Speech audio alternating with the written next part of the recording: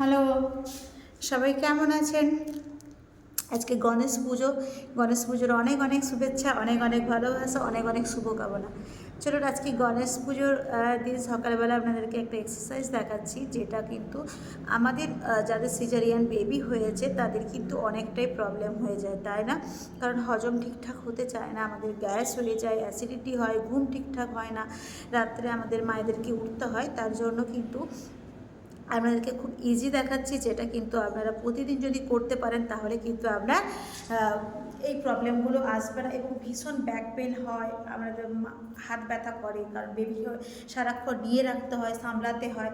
তো তার জন্য আপনাদেরকে বলছি, কয়েকটা স্টেপ জাস্ট দেখে নিন। এটা কিন্তু যদি রোজ করতে পারেন তাহলে কিন্তু আপনার প্রবলেমটা আসবে না। ওকে, তো চলুন স্টার্ট করে দিই।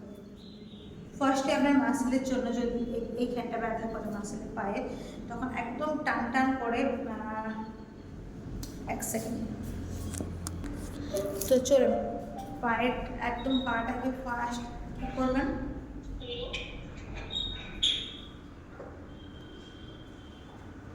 ওকে। এভাবে কিন্তু একদম টেন কাউন্ট করবেন, দেখবেন পায়ের একটা টান করছে।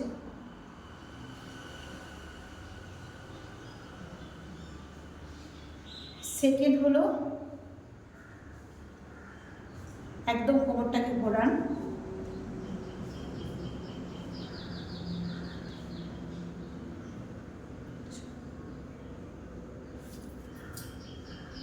ওকে। সেকেন্ড থার্ড এক্সারসাইজ যেটা করবেন, পুরোটা হাতটাকে নিয়ে নিন, একদম পুরো টেন করবেন।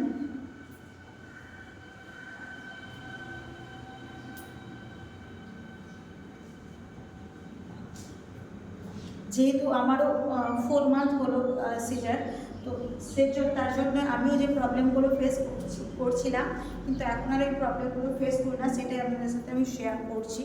ওকে, 4 5 কিন্তু দেখুন, ওকে। একটু পায়ের জাস্ট এতটা পায়ে করলেন, একটু কোমরটাকে বেড করলেন, 1, যতটা পারবেন, ওকে, যতটা পারবেন কোমরটাকে বেন্ড করবেন, 3, 4, 5, এভাবে কিন্তু 10 করবেন, ওকে। 10 করতে পারেন, 20 করতে পারেন, 30 করতে পারেন, ওকে। এতটা আপনি করতে পারেন। এগুলো রোজ করুন, দেখবেন আপনার কিন্তু আর এই প্রবলেমগুলো যতগুলো বললাম তাহলে কিন্তু খুব ইজিভাবে আপনার সলভ হয়ে যাবে, এবং খুব এনজয় করতে পারবেন এবং খুব ভালোভাবে কাটাতে পারবেন, এবং বাচ্চার সাথে একটা সুন্দর টাইম স্পেন্ড করতে পারবেন। টাটা, সবাই ভালো থাকুন। ভিডিওটা যদি ভালো লাগে অবশ্যই লাইক, কমেন্ট, শেয়ার করতে ভুলবেন না।